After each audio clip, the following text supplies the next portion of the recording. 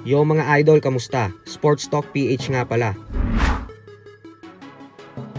Ang pagkasabi kay Pacquiao, pag-usapan natin yan mga idol. Ngunit bago ang lahat ay huwag kakalimutang mag-subscribe at i-click ang notification bell button for more sports talk. So dahil nga po sa pagtipon-tipon ng mga combat sports legends ngayon sa Saudi Arabia, ay ang siyang nagbigay ng pagkakataon para sa ibang mga active world champions ng boxing na makilala at makasama ang mga iniidolo nila noong sila ay nag-uumpisa pa lamang sa sports ng suntukan. Kagaya na lang ng undefeated WBA light heavyweight world champion Dimitri Bivol, na siyang inamin na idolo niya daw talaga ang ating pambansang kamao Manny Pacquiao, kung kaya't agad itong nagpakuha ng litrato kay Pacman at nakipagkwentuhan.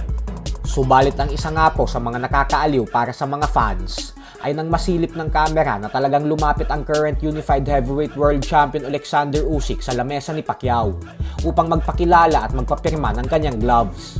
Nagmistulang isang fan ang 2022 top pound for pound king ng boxing at ang 2018 fighter of the year nang makilala nito ang ating pambansang kamao. Kaya naman madaming fans talaga ang natuwa sa inasta ni Usyk. Para po sa mga hindi nakakakilala kay Usyk ay ito po ang dahilan kung bakit hindi nagtagal ang Japanese monster Naoya Inoue sa kanyang trono sa nakalipas na taon bilang pound for pound king ng boxing. Tinalo po kasi ni Usyk sa ikalawang pagkakataon ang higanteng si Anthony Joshua, kaya naman agad siyang hinirang bilang number 1 best fighter ng boxing sa taong 2022. Ngayon naman ay pangatlo siya sa likod lamang ni Terence Crawford at Naoya Inoue. Ang tanging paraan upang makabalik si Usyk sa pagiging number 1 ay kailangan niyang talunin si Tyson Fury para sa undisputed heavyweight world title belts. Sa kabilang banda naman mga idol ay madami nga po ang nagulat matapos sabihin ng undefeated 3-division world champion Gervonta Tank Davis na ngayon pa lang daw ay lamang na siya sa heavyweight legend Iron Mike Tyson. Paliwanag po kasi ni Davis na may power at skills naman daw si Tyson. Subalit siya umano ay full package na bilang isang boksingero. Kumbaga ay kompleto rikados na siya. Hindi umano ganun si Tyson. Kaya naman kumpiyansa si Davis na sabihin na lamang na siya kay Mike Tyson ngayon pa lang.